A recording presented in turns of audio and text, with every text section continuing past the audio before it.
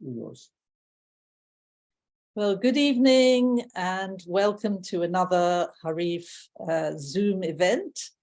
We have been running these since the beginning of the pandemic, and we find that there is still quite a demand for them, so we will carry on doing so. So welcome on behalf of Lawrence and myself. Harif, for those who don't know us, is the UK Association of Jews from the Middle East and North Africa, and our mission is to raise awareness of the history and culture of these Jews. We've got a website, www.harif.org. In order to receive details of these Zoom events, you have to be subscribed to the mailing list, and you can do so by visiting our website. We've got a sister website called Point of No Return, which is updated daily, and you can reach that by clicking on news on the Harif website. And that website has about 6,000 posts, quite an archive about Jews from Arab and Muslim countries. This session is being live streamed and is being live streamed to the Facebook page, the Harif Facebook page, and we're also recording it, and hopefully the recording will be up on the Harif video channel quite shortly. If you have any questions for our speaker or any observations, please do pop them in the chat, and there will be an opportunity to put your questions to the speaker after she has finished her presentation. So without further ado, I'd like to welcome Jessica M Marglin, who's joining us from California. She is a professor of religion, history, and law at the University of Southern California, and she will be presenting her book, her latest book, the much-acclaimed Shamama Case. Now, this is the story of the very rich Tunisian Jew, Nessim Shamama. His death triggered a fight over his inheritance, and actually is a sort of interesting case study to look at the status of Jews on both sides of the Mediterranean, and what law actually did prevail, what law governed the distribution of his inheritance. And all these questions I think Jessica will be dealing with in her presentation. So without further ado, over to you, Jessica. Thank you so much for joining us. Great. Thank you so much, Lynn, for the invitation. Thank you to Lawrence for helping with the technology. I'll go ahead and start sharing my screen, make sure everybody can see okay. Please let me know if, Lynn, just wave at me if something isn't clear or if you can't hear me fine. It's such a pleasure to be here, and it's always really fun to be able to do these sorts of Zoom events, especially when they reach across large distances that would otherwise be very difficult to travel. So I'm greeting you. It's not yet evening in California. It's not even yet noon, but I am really pleased to be with you tonight, and I'm very much looking forward to the questions and comments afterwards. So I'll go ahead and get started. And I'll begin on a Friday morning over 150 years ago, just over 150 years ago, January 24th, 1873, when a man who happened to be one of the richest men in Italy, in fact, probably one of the richest men in Europe, died rather suddenly in his palazzo in the port town of Livorno, which is in Tuscany, not terribly far from Florence. This was, as you probably have guessed, Nessim Shamama. He was originally from Tunisia, and because he was so wealthy, there was immediately after his death a rather frantic search for a will. This was especially sort of frantic, you could say, because Nessim Shamama never had children. So nobody knew what would become of his millions and millions of francs. Even though he never had children, here's a blurry image of him. As far as I know, this is the only one that we have. It's not terribly good, but it gives you a sense of the man and sort of what he was like. So Nessim Shamama, as I said, never had children. However, even before he left Tunisia, he had been living with a kind of adopted daughter, his favorite great niece, a woman named Aziza Shamama, who came to live with him. It's not entirely clear when, but probably in her childhood, lived with him even after she got married to this man, Moshe Shamama, or Moses or Moise, and they had a little son whom they also named Nessim. Here is a somewhat simplified family tree, so you can see Nessim here, and Aziza was the daughter of Nessim's nephew, Shlomo, or everybody called him Mumu, Kayed Mumu. That was his sort of nickname. And Aziza was estranged from her biological father. There was no formal adoption. There is no formal adoption in Jewish law, nor in Islamic law as it happens. But it's pretty clear that Nessim got as close as it would have been possible to adopting Aziza. And when she had a child, right, she named him Nessim. I call him Nessim Jr. just to differentiate, but nobody called him that at the time. And that also was somewhat unusual because, as you all probably know, the tradition among Jews of the Middle East and North Africa in general, and certainly in Tunisia, is to name the child after the grandfather, even if he is living. So either after Moshe's father or after Aziza's father, Shlomo, but instead they named him after the sort of adoptive father. So that's another way in which there was a kind of fictional kinship being created. Now, Aziza had been living with Nessim Shamama for pretty much her whole life. And you can imagine she was perhaps the most concerned about what was going to happen to his fortune because she essentially depended on him for her livelihood. Not long after Nessim died, a few hours later, they did find a will in Judeo-Arabic. Here is a printed version of the will, also translated into Hebrew.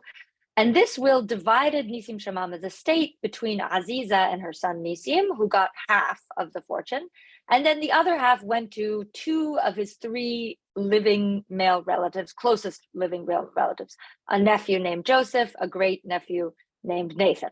Now you'll notice that Mumu, Aziza's father, was largely cut out of the will. In fact, he got a little bit. He got 25,000 francs, which wasn't nothing, but the entire fortune was estimated at something like 27 million francs. So you could imagine that the difference between 9 million francs, which was about a third, and 25,000 francs was quite a lot. So Mumu was not particularly happy. And as anybody who has ever had anything to do with inheritance knows, family members fighting or squabbling over inheritance is probably as certain as death itself, probably even more certain than taxes at this time of history in any case. So, and of course, this is, even more so when a large sum of money is involved. And so within hours, the will was being contested by those who stood to inherit if the will was deemed to be invalid. Now, let me just tell you a little bit now about the legal context of what's going on before I go into the various arguments made about the will. So as I said, Nessim Shamama died in Italy, and he had declared his domicile in Livorno, which meant that it was very clear to everybody, there was absolutely no question that any dispute about the inheritance would go through the Italian courts. So the question of jurisdiction was not up in the air. It was not up for grabs. Everybody agreed that the Italian court system had jurisdiction. But the question was whether Italian law or Jewish law would prevail. Now, we have to go back in time a little bit to explain why there's this question of whether the Italian courts are going to apply Italian law or Jewish law. And for that, we need to meet this man, Pasquale Stanislao Mancini, who ended up playing a rather central role in the Shamama case. But long before Nessim Shamama even came to Italy, he was easily Italy's most famous international lawyer. He was born in southern Italy. As a young man, he had sort of joined this nationalist fervor, which eventually led to the Risorgimento, the nationalist movement that unified Italy. He had been expelled from southern Italy, from the Kingdom of Two Sicilies. He had moved up to Torino, where he joined the new kingdom that was trying to sort of unify Italy, and essentially made his name by making a legal case for Italian nationalism, right? He married international law, which was this sort of growing field, and nationalist ideology. Part of the most kind of lasting impact of this marriage of nationalism and law that Mancini produced was known as the nationality principle. The nationality principle is this sort of guiding principle of what is usually called private international law on the continent, or in England, in the UK and the United States, it tends to be called conflicts of law. Essentially, it governs situations where you have private law, so marriage, divorce, family law, commercial law, etc., that involves people from two or more states, right? And the nationality principle was based on the idea that national law was so important to a person's self, to a person's identity, that even if they were no longer living in their national state, they should still be allowed to have their national law applied even when they were abroad. So basically, this meant that a person's national law should follow them around like a kind of bubble. Thus, an Italian, say, who is living in France, would not be subject to French law for things like marriage or divorce or inheritance. He would be subject to Italian law, even though he's living in France. And the same would go for a French person living in Italy, right? This was this kind of idea that nationality was so sacred and national law was such an important part of people's identity that it shouldn't be trumped by territorial borders, essentially, that it should follow people around across political borders. Now, Mancini, this was actually just one of his ideas about the way that nationalism should infuse international law, but it became the most successful. And it started out really as almost like an experiment in the Italian Civil Code, which Mancini helped write. So Italy, as you may know, but just in case, I'll sort of rehearse this for you. Italy was not a single nation early in the 19th century. It was a number of different sort of city-states, or part of it were part of larger empires, like Austro-Hungary, and the Risorgimento sought to unify them. And this happened rather piecemeal, but by 1861, much of the Italian peninsula was unified. And by 1865, the government decided to promulgate a new civil code. Now, in some ways, the civil code was modeled on the French civil code, right? This whole continental tradition of codes, which of course is very alien to the common law tradition in places like the UK and the United States. But it was all the rage in the 19th century. And Mancini, being the absolutely, foremost scholar of international law that he was appointed to essentially write the parts of the code, the parts of the civil code that would deal with private international law. So he literally wrote the nationality principle into the civil code of Italy, which said essentially, if a foreigner dies in Italy, then you apply his national law to his estate, right? And same if he marries in Italy, if he divorces in Italy, etc. So thanks to Mancini, right, when Nessim Shamama died, the question that the courts had to first answer was, well, what was his nationality? That was required if they were going to figure out which law to apply to the estate. Now, everybody knew that Nessim Shamama had opted for Italian nationality in 1866. He had left Tunisia in 1864 in the midst of a civil war, and I'm happy to speak more about that if people are interested. He had initially gone to Paris. He had tried to get French citizenship. It hadn't worked well. So he had written to the Italian king and said, hey, I'd love to give a large donation to the Kingdom of Italy. It would be lovely if I could be made a count. And also, would you mind giving me Italian nationality? And these sorts of things weren't so bizarre at the time. in some ways you could say they're still not so bizarre if you think about the kind of golden passports that exist in places like Malta, right, where people essentially buy EU citizenship. But in any case, this is more or less what he did. And Macini got this decree of naturalization from the King of Italy. And from that point on, from 1866 on, more or less lived his life as an Italian citizen. He went to the Italian consulate when he needed a visa to go to Italy. When he went to Italy and moved there and declared his domicile, he said, I am an Italian citizen. And basically everybody believed him, in part because citizenship wasn't something that people really felt the need to check up on, right? People generally took your word for it. Most people, passports were very rare, and they weren't required for moving about across international borders almost all the time. If they were, they weren't necessarily taken as identity documents. So, this wasn't so unusual. However, once he died, and once the question of his nationality became actually worth a lot of money, then people started to look into the matter, and they found that even though Nessim Shamama had gotten this decree of naturalization from the Italian king in 1866, he had failed to essentially cross his T's and dot his I's. He had failed to register the decree with the proper authorities. He had failed to take an oath of fealty to the Kingdom of Italy. Both of these things he was supposed to do. It actually says this on the decree itself. He was supposed to do it within 6 months of the decree, and he didn't, right? He didn't even move to Italy, and he never took a degree of fealty, and he never registered the naturalization decree with any authorities particularly. So, now the people who are not so happy about this will start to think, if Nessim Shamama did not actually become an Italian citizen, then he must have died still a Tunisian, right? He must have still been Tunisian when he died. And if he died Tunisian, then Jewish law would apply to his estate. And now we can go back to Kayed Momo, whom I spoke to you about a little bit, the estranged father of Aziza, who by this time, by the way, was also estranged from Nessim, which is, of course, why he got largely cut out in the will. Now, if Jewish law was to apply to the estate, then almost certainly, although, as you'll see, not necessarily, but almost certainly it seemed quite likely that the will would not be considered valid. It was missing a number of sort of important things that a Jewish will generally should have. And so if Jewish law was to apply, then the estate would be shared between the 3 closest living male relatives, Kayed Mumu, Joseph, and Nathan. Now, if you recall, Joseph and Nathan get a quarter each in the will. But if Jewish law was to apply, they would each get a third. And of course, Mumu would get a third instead of a very small, essentially token amount.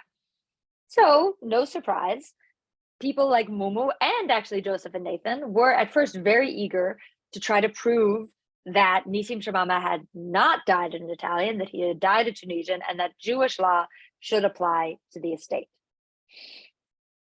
Now, in fact, in the course of this lawsuit, which took over 10 years to resolve, thousands and thousands of pages of legal briefs in various languages, Italian, French, Hebrew, Arabic, enormous amounts of correspondence among lawyers in Italy, among Tunisian government officials. I'll explain in a little bit why the Tunisian government gets involved, et cetera, et cetera. And there were actually 2 additional possibilities that ended up being raised for what was Nessim Shamama's nationality, what was his national law, right? I already mentioned that maybe he was Italian, like perhaps actually he had become Italian, even though he had failed to sort of do these bureaucratic things. Perhaps he was still Tunisian because he had failed to become Italian.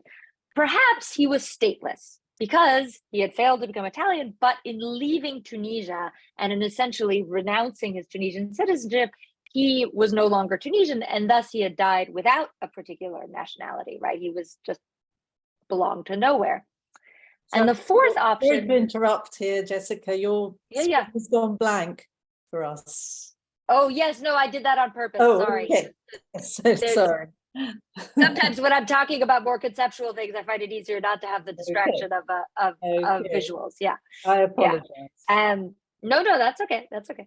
And the fourth option was that Jewish law was his national law, because Jews, of course, are a people, and perhaps they also constituted a nation. And if Jews constitute a nation, then why shouldn't Jewish law, why shouldn't halakha be their national law? Now, of course, we don't have time to go through the entire book today. Hopefully what I say today will encourage at least some of you to pick it up and read it, and you can learn more about all of the various options and all of the discussions that were brought up by this case. So today I'll just be focusing on the possibility that Nessim Shamama died a Tunisian. And before that, I just want to say a very little bit about, why this should all matter. I mean, of course, I'm fascinated by Nessim Shamama. I wouldn't have written a whole book about him otherwise. But why should anybody else care, right? Why does this rather obscure Jewish man from Tunisia matter for, let's say, our understanding of Jewish history, our understanding of Jews in the Middle East, and our understanding of the connection between the Middle East and places like Italy or Europe more broadly?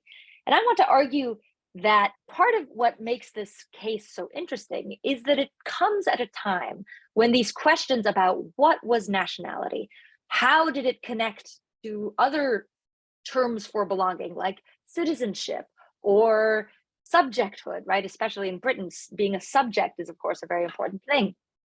And how did this matter for Jews, right? All of these questions were really up in the air, and they were up in the air not only in places like Tunisia, but also in Europe, right? This was a moment in which Jews were in a long process of emancipation, really all over the world, also in Tunisia, because maybe many of you know, but not many people know that actually in 1857, the status of dhimmi was formally abolished in Tunisia. Shortly after it was formally abolished in the rest of the Ottoman Empire in 1856. Of course, what exactly that means, does that mean that Jews were no longer dhimmis? And in fact, as we'll see, there's, quite a lot of importance still given to the status of dhimmi even after the formal abolishment. And indeed, many argue that the Reform Edict and the Constitution of 1861 that formally abolished the status of dhimmi were then revoked in the 1864 rebellion. But in any case, part of what I think is so interesting about this legal case is precisely that it allows us to look at these questions of where do Jews belong, how do they belong, and how do they fit into these new regimes of belonging on both sides of the Mediterranean, right? Rather than either saying, well, let's look at what Europe did and then let's sort of compare it to Tunisia or the Ottoman Empire. Instead, I think it's interesting to see actually how people at the time were themselves trying to translate these different legal regimes across the Mediterranean. And I think it's also, for me, it's particularly an interesting case, in part because so often for these big questions like the history of citizenship or legal history more broadly, right, Jews from places like the Middle East and North Africa, from places like Tunisia, tend to be thought of as a kind of afterthought, right? They're not really at the center of the story. And here we see a Tunisian Jew who elicited all of these really difficult questions about belonging, not as a marginal figure, but as this really important person that everybody wanted to figure out, where did he belong? So, I'm interested in using this case to think more broadly about the history of Jews on both sides of the Mediterranean, about the history of how Jews in North Africa and the Middle East fit into these new ideas about citizenship and nationality and these new sort of legal regimes of international law. And of course, I should say, perhaps most importantly, I found that the story of Nessim Shamama was one that was just yearning to be told, in part because it has all of these great characters. It has all of these fascinating people who get involved, and we'll see just a few of them. But Aziza is this amazing woman who, leaves her father's house, moves in with her great uncle, who, by the way, I should mention, and this, in the book, I spend much more time on this, but Nessim Shamama was this absolutely very important, and obviously he was wealthy, but he was also very powerful in Tunisia as a government official. That's how he made his money, not as a merchant, but first as a tax farmer, and then later as essentially the sort of minister of finance for the Tunisian government. And so you have Aziza Shamama, who's living with the Minister of Finance, and then she has her first child, baby Nessim, and 4 days later, in the midst of a civil war, the whole family gets on a boat and leaves Tunisia forever, never to go back. And she has to make her life first in France, she has to learn French, then in Italy. She ends up finally moving back to France and is buried in the cemetery of Montparnasse in Paris.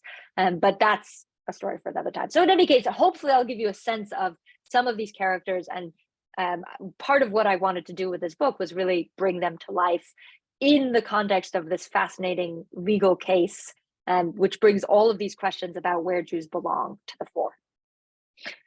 Okay, let's get back to the story. Now, as I mentioned, the Tunisian government gets involved in the dispute over Nessim Shamama's estate.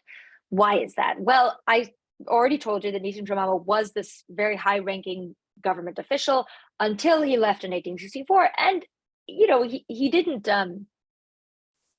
at least on paper, when he left in 1864, he didn't cut ties with the government. And indeed, he spent most of his time for the first couple of years in Paris trying to negotiate a new international loan to try to essentially save Tunisia from the ruin, the financial ruin that it had fallen into.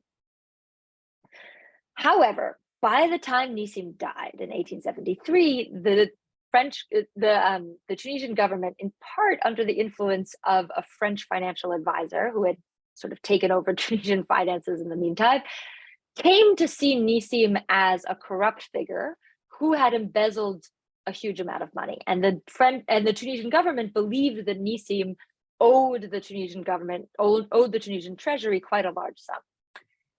Normally, you know, when anybody, including a government, is a creditor to an estate, they just go to the court and they say, here's the amount of money that this person owes me, right? Please take it out of the estate and pay it back.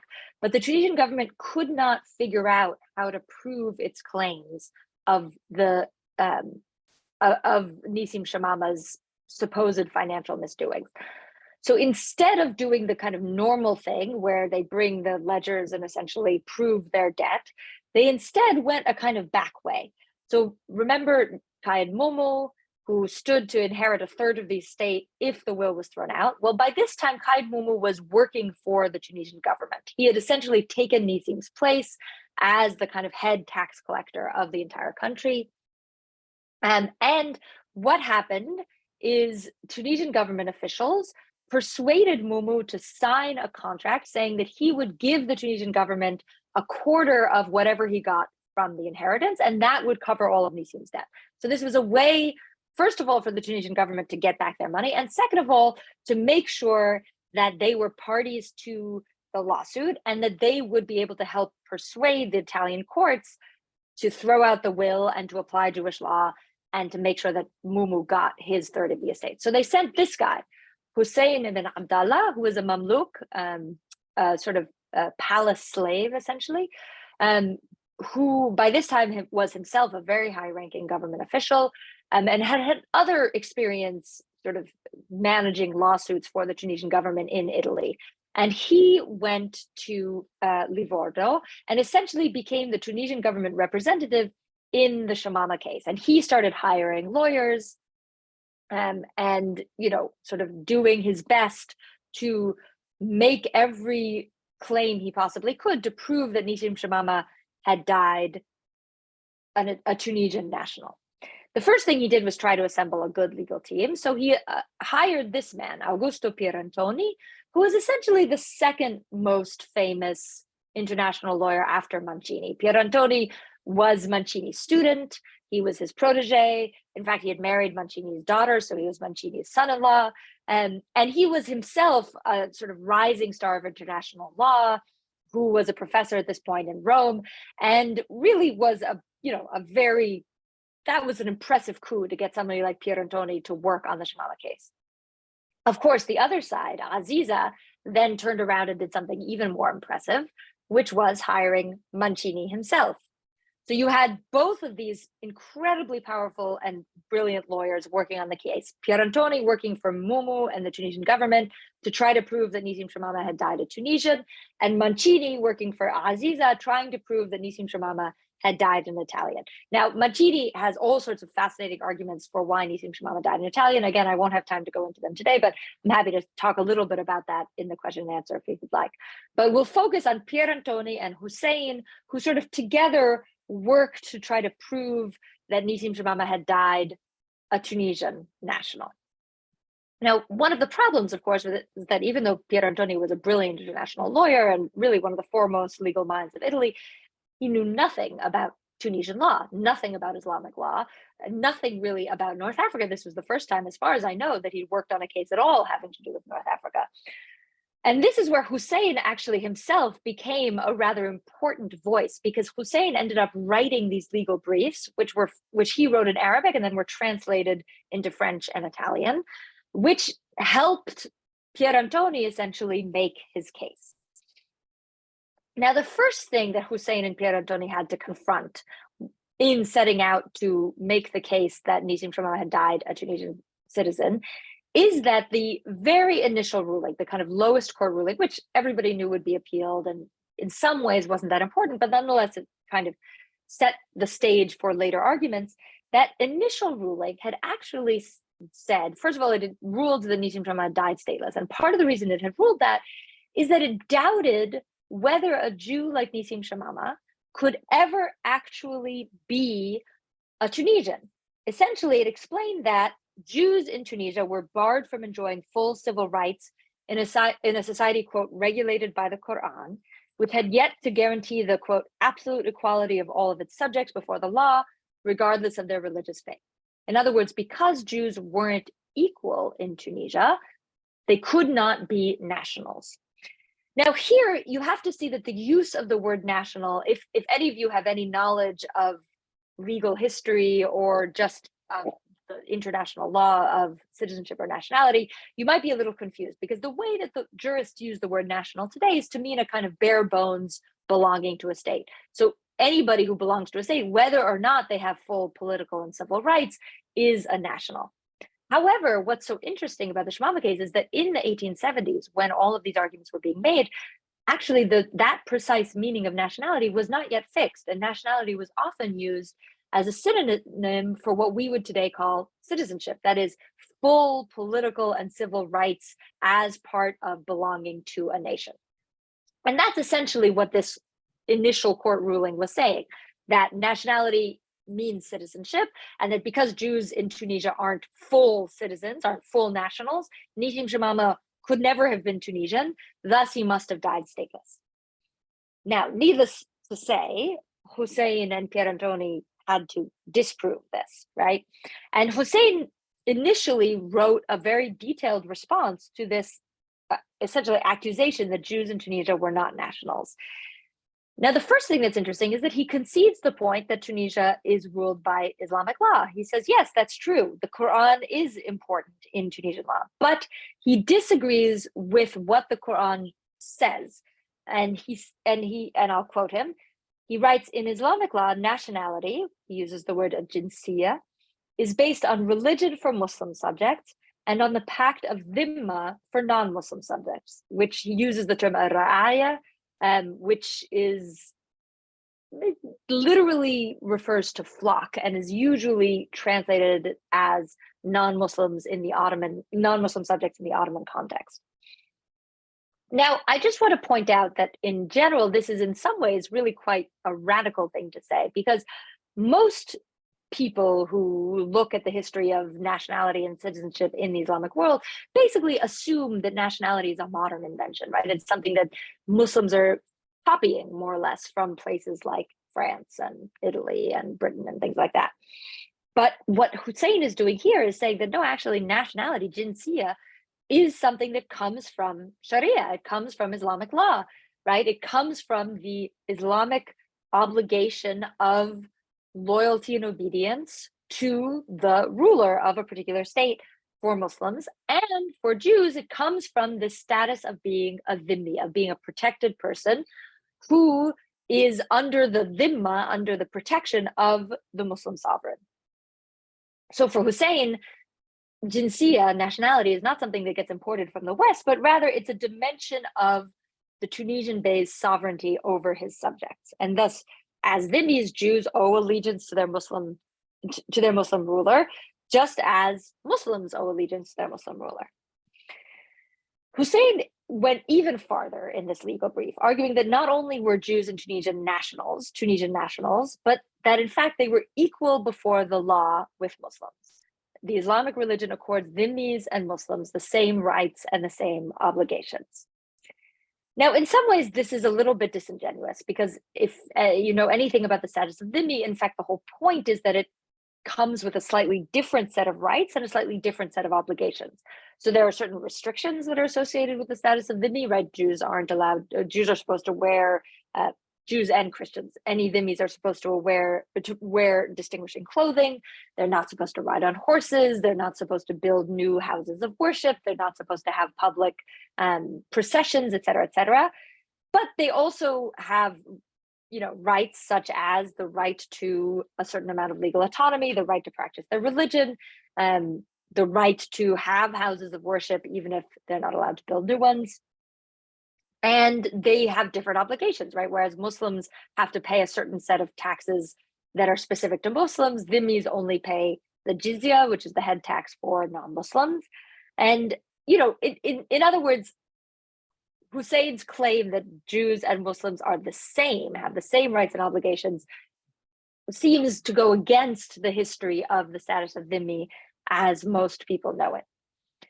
Nonetheless, what seems to be happening in this context is that in part Hussein was really fed up with the assumption that all Jews were essentially oppressed in the Islamic world, which was pretty widespread among Europeans at the time. In other words, Europeans generally tended to assume that dhimmis didn't have any rights and didn't have any sorts of sort of what you could call civil or political rights in the Islamic world.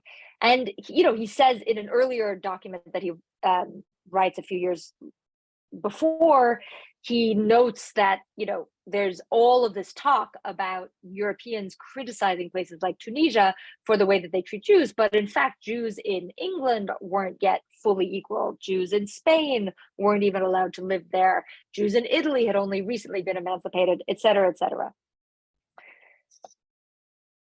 I also think it should be pointed out that even though if the language of equal rights and responsibilities is a little bit misleading, this idea of being equal before the law and having equal right to justice is something that Hussein repeats in other contexts, and something that in fact a number of essentially reform-minded Muslims in North Africa are also writing about right around this time. And there's a distinction between a kind of absolute equality, which would say that Jews and Muslims have exactly the same rights. There is no kind of difference or distinction of religion before the law. And that is the model that, of course, the French Revolution went for, or even the emancipation of Jews in Italy more or less went for. And reform-minded Muslims like Hussein argued that essentially, no, we don't have that model of absolute equality, but we nonetheless have equal rights to justice, equal rights before the law, and for Muslims and non-Muslims, and that being a dhimmi doesn't mean that you have no rights. And thus, when it comes to the question of whether Jews are Tunisian nationals, they are undoubtedly Tunisian nationals because they do belong in Tunisia, because they have this connection of belonging, even if it might be slightly distinct from that of Muslims. Now, lest you think that it was only Muslims who are going to make these kinds of statements about equality of Jews and Muslims, I want to point you to the legal brief written by a North African Jew, a man named Eliyahu ben Abraham al-Maliach, or in European languages, he called himself Leon el-Milik. El-Milik was originally from Bun or Annaba in Algeria. He moved to Tunis as a young man. He kind of made his life there. He worked in various jobs, particularly as a translator. He was fluent in French and Italian and Hebrew and Judeo-Arabic and Arabic, or at least he was able to write in Arabic. And of course, Arabic was his native language.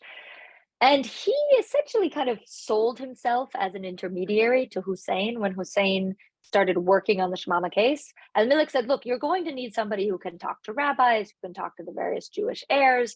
Why don't I be your intermediary and I can do any translation between Hebrew and Judeo-Arabic into Arabic? So he was hired, and then he ended up basically writing his own legal briefs as well, arguing why Nessim Shamama should have died Tunisian and why Jewish law should be applied to his estate. And in one of his legal briefs, which again was written, I think originally composed in Hebrew, but eventually translated and published in French and Italian as well, El-Milik argues that Jews and Muslims are equal before the law. HaYehudim shavim hema lifnei hamishpat im hayishmaelim. He's really basically making the same argument that Hussein made, which is that even though Jews are dhimmis in Tunisia, that doesn't mean that they don't have equal right to justice, right? And as people with equal right to justice, they should certainly be considered nationals. They should be considered Tunisian nationals. You know, that is part of the basis of why Nessim Shamama should be considered to have died a Tunisian. Now, what's interesting is that Pierantoni, of course, was relying a lot on the legal briefs of Hussein, to some extent El-Milek, a little bit less. El-Milek's briefs were not so much maybe this particular part, but some of them were a little bit outlandish in their nature. But Pierantoni generally relied quite heavily on Hussein's brief. And, you know, there are parts even in his legal briefs that are essentially word for word citations of Hussein's legal reasoning. However, when it came to arguing that Jews in Tunisia were Tunisian nationals because they were equal, Pierantoni refused to echo Hussein's claim on this point.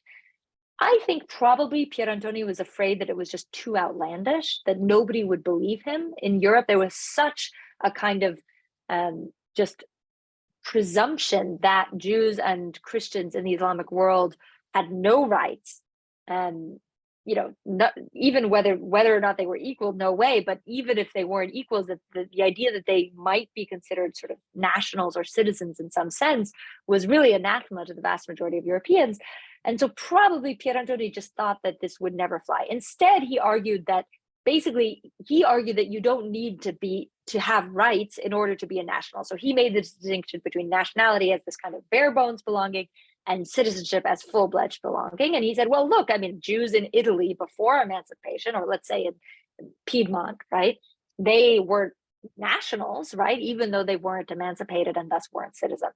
So his point is Nessim Shamama was a Tunisian national despite not having equal rights. So all of these arguments give you hopefully a taste of how the Nessim Shamama case brought up these really interesting questions about where Jews belong and how to fit Jews into these new ideas about citizenship, about nationality, and about really what came to be called emancipation. Part of the problem, I think, with the way we often tell the history of Jews, especially in the Middle East, North Africa, is that we kind of just look at emancipation as the kind of gold standard. But in fact, the history of belonging has a lot to tell us about the status of Jews, even when emancipation wasn't necessarily on the table. And that's part of what I find so interesting. Okay, I want to make sure that I'm leaving plenty of time for discussion. So I won't go into too many more details of the case, but I want to tell you a little bit about what happens, as I imagine many of you will ask. I always feel conflicted because part of me feels like I should not say anything about the outcome of the case to make more people buy the book and read it, but that seems a little cruel. And I'm so grateful to all of you for coming out. So I'll just tell you a little bit about the outcome of the case. Obviously, if you have more questions, you can ask me. So the case, as I said, wound its way through various courts of appeal. Finally, in 1883, a decade after Nessim Shamama died, the final ruling was delivered in the Court of Appeal in Florence. And the Italian judges ruled that Nessim Shamama had died a Tunisian, that he had never acquired Italian nationality, but that he had not lost his Tunisian nationality, and thus that Jewish law would apply to the estate. And I just want to note that surprisingly to everybody concerned, I think, the Italian judges were actually convinced by Hussein's argument. And they said, in Tunisia, Jews and Muslims have equal rights before the law, and thus Jews are unquestionably Tunisian nationals, which was surprising to me, to be honest, because I thought that sounded like something that no European at the time would have ever accepted. But indeed they did. However, by this point, and I'll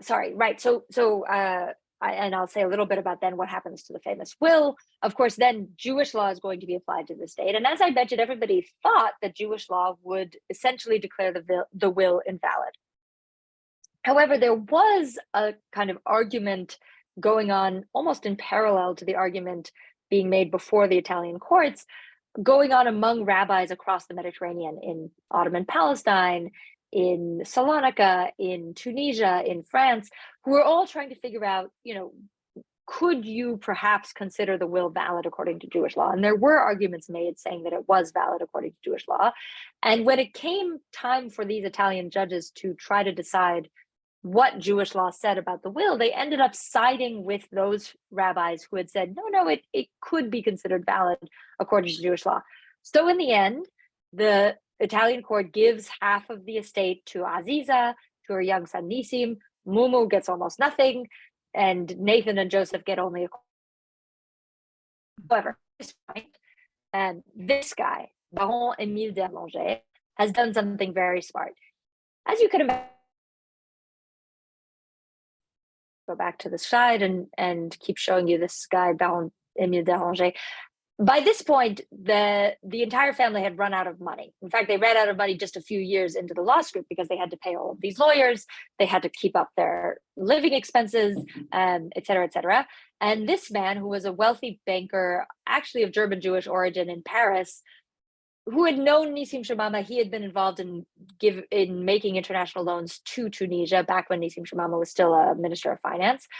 Émile d'Erlanger essentially went around to all of the potential heirs and got them to sign contracts giving him their share of the inheritance in return for a kind of upfront sum of cash, which they desperately needed, but which of course ended up very much in his favor. So in the end, the lawyers and the bankers made off with almost all of the wealth, and the family members got very little. Although I find the ending of this story a little bit depressing, I still think it's a really fascinating case for certainly the history of Jews in Tunisia, but more broadly, the history of these connections among Jews across the Mediterranean. And part of what I find so interesting is that when you have this case of a Jew like Nessim Shamama, who left Tunisia and ended up in Italy, then he elicits all of these sort of almost kind of soul searching about where do Jews belong? What does it mean to be Jewish? What is the status of Jews on both sides of the Mediterranean? And hopefully that is also something that will get people to pay more attention to the history of Jews and citizenship. Generally, the history of citizenship has been something that has been told very much from a European perspective, right? So the history of Jewish emancipation in Europe is something that is very well known in the field. But the history of citizenship of Jews in the Middle East and North Africa is really in its infancy. And, I've really just scratched the surface. I mean, there's so much more to do to understand how Jews thought of themselves as belonging in places like Tunisia and in the rest of the Middle East and North Africa, how Muslims thought of Jews as belonging, and how all of this was part of this broader conversation about the nature of citizenship and nationality in really across the Mediterranean. So I'll leave you this image, which was the coat of arms that Nessim Shamama got when he applied for citizenship and became an Italian count, even though, as you know, he was ultimately declared a Tunisian upon his death. Thank you. Well, thank you very much indeed, Jessica. I think that was an absolutely brilliant presentation of a very complex and obscure subject, but I think you did it remarkably well. I have a question before everybody puts their questions in the chat. And that is, you say that Jews still had rights under the dhimmi status, but what about the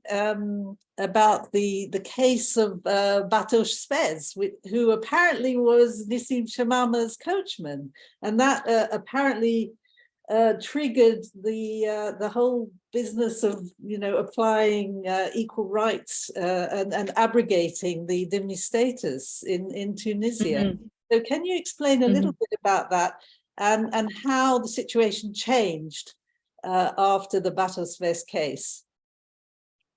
Absolutely. So I'll just say a little bit about the Batosh Spez case, since I assume not everybody in this Zoom room knows about it. Batosh Spez was, or Shmuel was his name, but again, the Tunisian Jews have the most fabulous nicknames. So Bato was his nickname. He was a coachman for Nessim Shamama. And in 1857, He was essentially accused of blaspheming Islam, possibly endangering the life of a Muslim child, etc. But the main problem was that he was heard to blaspheme against Islam. And he was taken into custody and tried in a Hanafi court. So within Sunni Islam, there are four madhahib, four schools of law. Most North Africans are from the Maliki school, but the Ottoman Empire had its official school of law was the Hanafi school. So in Tunisia, you had both Maliki and Hanafi courts. And essentially the Hanafi punishment for a non-Muslim, that is a dhimmi, blaspheming against Islam was death. And Batos Fez was sentenced to death and executed shortly thereafter, just a couple days after the trial. This case caused enormous outrage among Europeans in Tunisia and abroad. There was a lot of press coverage, especially in France and Britain. And, there were attempts by the consuls in particular to essentially try to stop the execution of Batos Fez. And most of the time, so Lynn, you asked this as a sort of question about, well, didn't he have any rights? And indeed, most of the historical treatments, most of the historiography about the Batos Fez affair essentially takes the consul's word that the Sultan basically didn't follow any kind of rule of law and just executed this man with no procedure whatsoever. And in fact, there has just been a rather brilliant dissertation written by a PhD student at Princeton entirely about the Batos Fez affair. And his research confirms that the application of law in this case was not arbitrary at all, that this was, in fact, totally standard practice. First of all, it was, to really get into the weeds, many people accused the Bey at the time of sending the case to the Hanafi court, where he knew execution would be the punishment, rather than the Maliki court, which might have had a lighter sentence. But in fact, the records show that these sorts of cases were regularly tried in the Hanafi court, and in fact, that the punishment probably wouldn't have been that different between the Hanafi and the Maliki schools. And second of all, that this was hardly, an unusual case, that there was enormous amounts of witnesses who had heard Batos Fez blaspheming against Islam over and over and over again, and that this was the law at the time. So we may not agree that people should be executed for blaspheming against religion, but that was the law of the land. This wasn't an arbitrary execution at the Sultan's whim. And Batos Fez did have rights to a fair trial, and this was considered to be the sort of application of justice at the time. Now, the abolition of the dhimma, in some ways that was something that came very much from the pressure of consuls who were outraged about the affair.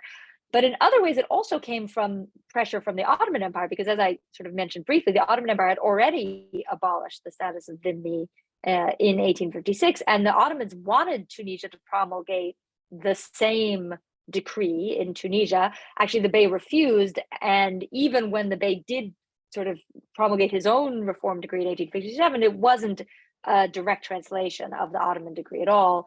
It was actually quite different, and but nonetheless, he kept the essentially idea that the dhimma status should no longer apply to Jews. Okay, I think there's a question in the chat from Veronique. Where did you study the archives about the case, and did the newspapers report it? Mm-hmm. Yes, yeah, no, I noticed that question earlier. So the main archival sources for this case come from the Tunisian archives, the Archives Nationales de Tunisie, which are located in Tunis, and actually have an amazing amount of material for Jewish history from the 19th century in particular that is largely underutilized. And so if anybody out there is looking for a good dissertation topic, I highly recommend it. And they kept literally boxes and boxes, dozens and dozens of boxes full of correspondence just related to Nessim Shamama. I couldn't even begin to do justice to all of it in this book. I tried to kind of get what I thought was the gist of the case, and still there was an enormous amount that I had to leave out just because of, all books need to be sort of circumscribed at some point.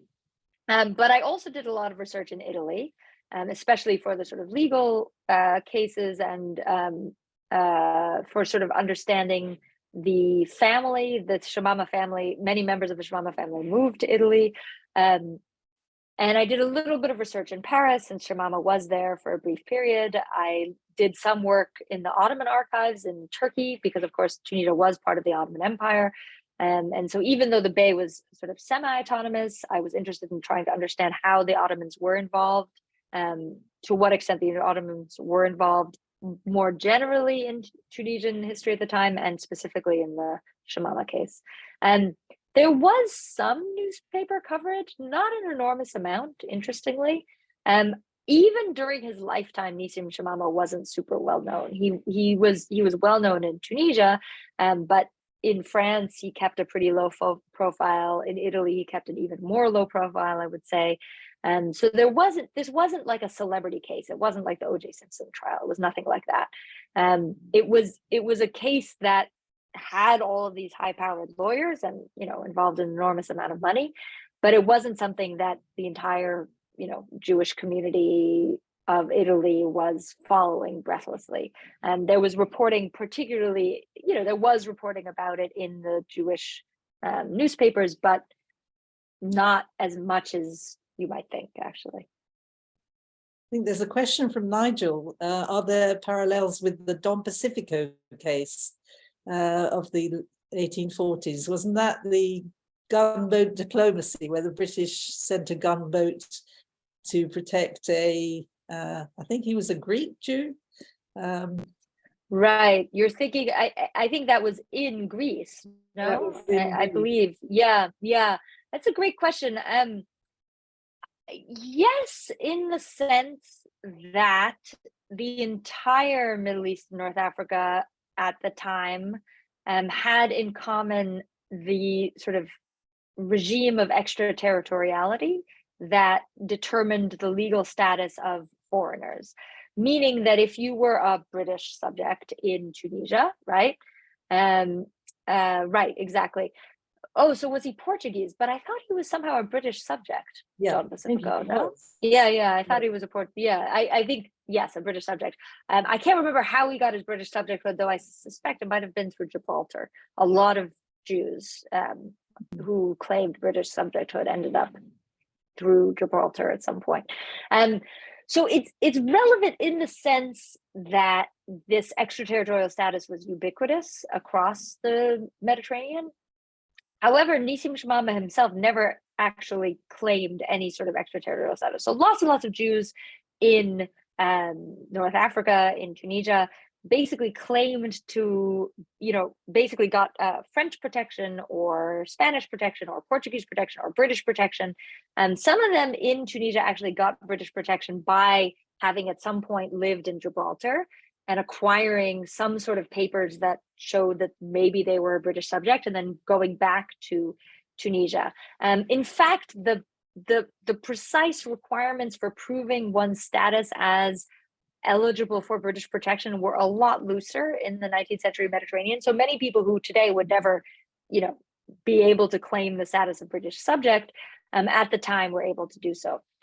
Nessim Shamama didn't, and in fact, one of the things that I wasn't able to get into is that when Nessim Shamama applied for Italian citizenship, he actually claimed to be of Italian descent. He claimed to be a member of the Livornese Jewish community, which was, significant in Tunisia and in Algeria, the Grana Jews, as they were called in Tunisia, and the vast majority of whom by the 1860s had Italian citizenship, right? They had the access to this extraterritorial status.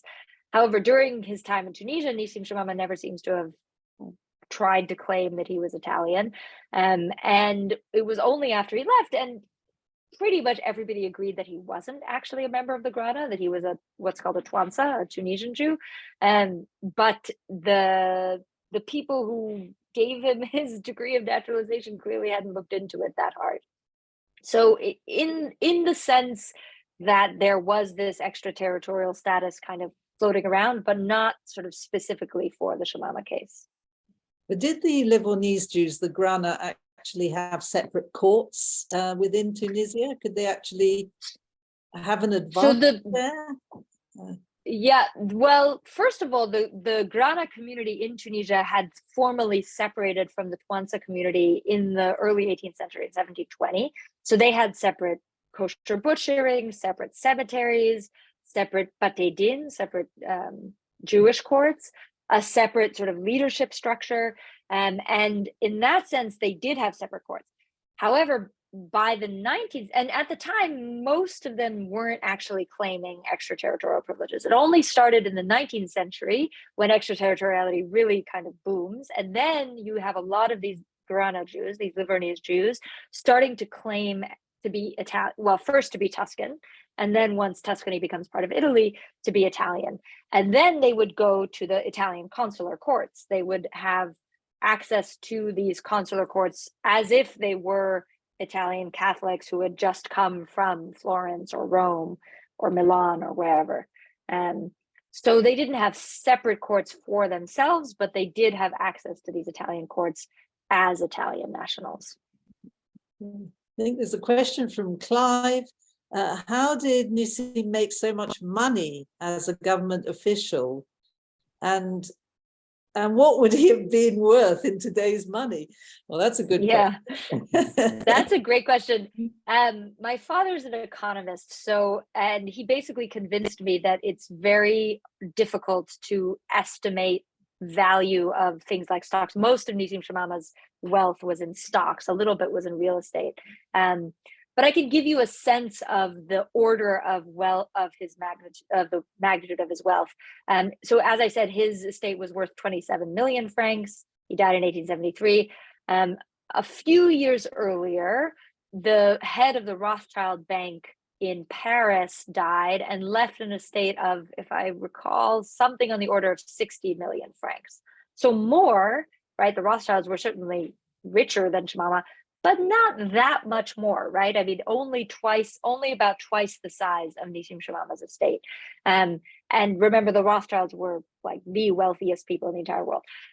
And if you look at the kind of, some economic historians have aggregated data of wealthy estates from this period, and Nessim Shamama's in not just the 1%, but in like the 0.1%, right? I mean, really in the very, very, very highest bracket. So I would assume something on the order of certainly multimillionaire today. Yeah. How did he make his money? Well, that in part is part of the kind of contested nature, right? If you believe the accusations that were made against him after his death, and then he made his money largely by sort of illegally skimming from the treasury, right? Basically like saying that he was going to deposit money in the treasury and actually depositing it in his own private bank. If you believe him, then he made his money basically by being a very efficient tax farmer. So tax farmers, I don't know how familiar people are with this arrangement, but it was really ubiquitous across the Middle East and North Africa at the time, that instead of the central government having a kind of, tax agency that would collect all the taxes, instead they would essentially farm it out to wealthy individuals who would pay the government a big lump sum for the privilege of collecting the taxes of a certain region, let's say. And then each year they would be expected to deliver a certain amount of taxes. But in fact, it was up to their discretion how much to collect. So the way a good tax farmer made their money is that they would collect enough to make a profit, but not so much that the peasants would, basically die of starvation, and then there would be no taxes to collect the following year. So that's the kind of sweet spot that a successful tax farmer wants to hit. And Nessim Shamama seems to have been very good at this, right? He starts out as a kind of, small-time tax farmer of a small area. He does very well. He gets into the good graces of all of the right government officials. He gets given larger and larger tax farms. Eventually, he gets given the sort of tax farms on various goods that are exported, so customs houses, and the tax farm on the exportation of dates and olive oil and wax and all of these sorts of things, to the point where he is making just an enormous amount of money, essentially as an administrator. And then when he leaves and takes his money with him, he invests it in stocks and national bonds and things like that, of things really all over the world. He has a lot of money actually invested in the Tunisian national debt, and in, you know, the debt of cities like Milan and the railroads of Marseille, and, you know, all these sorts of things. And his portfolio grows and grows and grows. He makes some very wise real estate investments as well. He owns a huge amount of real estate in Tunis, which isn't, it's worth a fair amount, but, you know, compared to how much he owns. But his, you know, he buys these 2 very lovely townhouses in Paris, in a very, you know, this, what is today the 16th arrondissement. So that was a good investment. He buys a very fancy country house just outside of Paris, which used to belong to the one of the mistresses of the kings of France before the revolution. You know, so he also invests, he buys this palazzo in Livorno, which, you know, is pretty sumptuous. So he invests his money wisely as well. And after he leaves Tunisia, it continues to grow. And, you know, part of what's interesting about him, I'll just say, is that so much of Jewish history of wealthy people is about merchants and bankers. And that really wasn't Nessim Shamama, right? He wasn't, I mean, he invested well, but he wasn't essentially a businessman. He essentially was a political operator, which is, I think, also important just in terms of remembering that Jews did have political roles across North Africa and the Middle East well into the 19th century. This wasn't unusual, right? And they couldn't be the Sultan or the Bey or the King, but they could be very, very highly ranked advisors, and they often were. Mm-hmm. Yeah, I think there's a comment from John Cowell. So Shamama becomes a useful intermediary for the government, soaking up the odium of tax collection to help the government. It's a precarious situation, he thinks. And of course, that tax farmers, Jewish collectors were also popular in Europe. I would have to disagree. Yeah. I would have to disagree. That makes sense for the European context, where tax collecting was a kind of odious profession, and like basically noble people wouldn't do that. But in the Islamic world, it's totally different, actually. In the Islamic world, being a tax collector was something that very high-ranking Muslims did all the time. In fact, most of the tax collectors in Tunisia were Muslim. There were Jewish tax collectors, but it wasn't by any means particularly, you know, for Jews. And in fact, on the contrary, it was one of the ways that non-Muslims, so in the Ottoman Empire, you had plenty of Christian tax collectors as well. It was one of the ways that anybody could make money, right? It was one of the sort of stepping stones to higher government service, really across the Ottoman Empire. And so Nessim Shamama ended up, you know, leaving the country, but it wasn't that the Bey essentially like sort of, you know, gave him his dirty work. No. Being a tax farmer was a very powerful position. It was like having a, you know, a minister, like a portfolio of a minister or something like that. Fascinating. So I think we've come to the end of the questions, but my last question would be, what's your next book going to be about?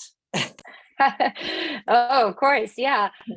Well, I have 2 books that I want to work on. I want to write a general history of Jews in the modern Middle East and North Africa, because something like that doesn't exist in English. And I think there is, I mean, your organization seems to suggest that I'm correct. I think there is increasing interest in the history of Jews from the Middle East and North Africa.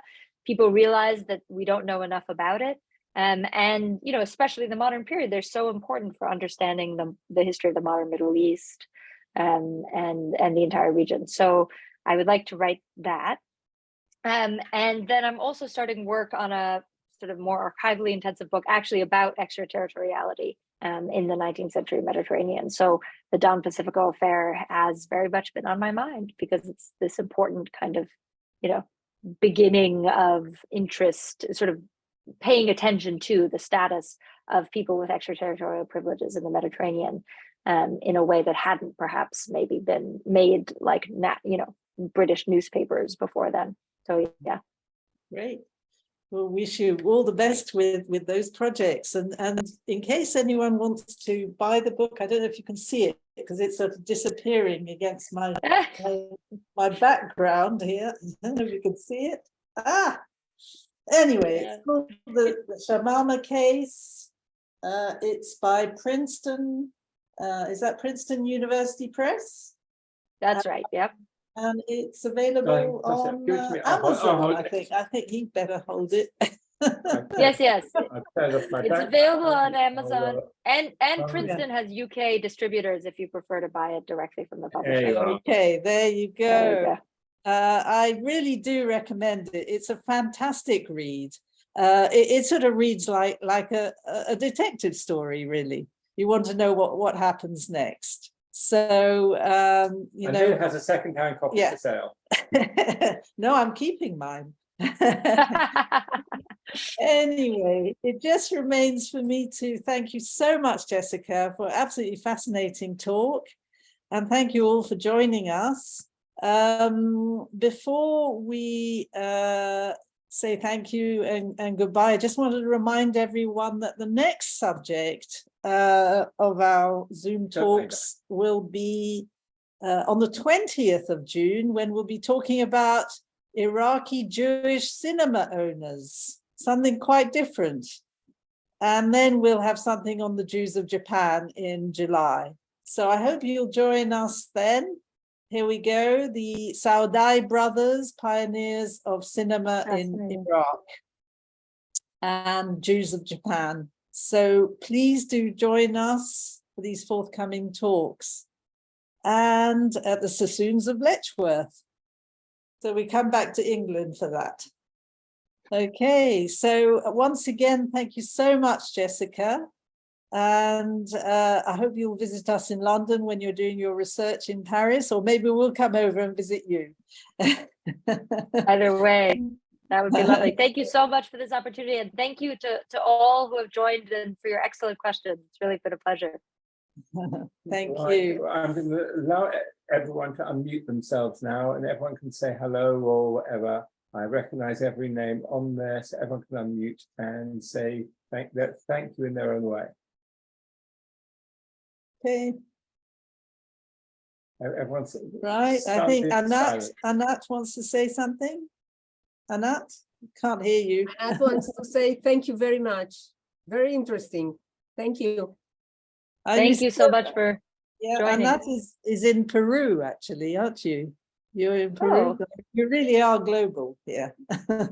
Yeah, amazing. Wow. Fabulous. Great. Lovely. Thank you all. So thank you so much. I'm afraid contact details. Right. Contact details. www.harif.org. Sure. You can reach me by email. That's probably the easiest. That's right. Actually, just drop me a line, info@harif.org, and I'll pass on Jessica's email. We'll pass on the messages you've to got Jessica. it there. I think it's the safest thing is you passed on the message to Jessica. If you didn't catch that, it's just drop me a line and I'll pass on Jessica's details. Okay. All right. Well, thank you once again. Thank you. Thank you so much. I hope to meet you in person before too long. That would Thank you very much. That was very fascinating. Thank you. Thank you, Michelle. All right.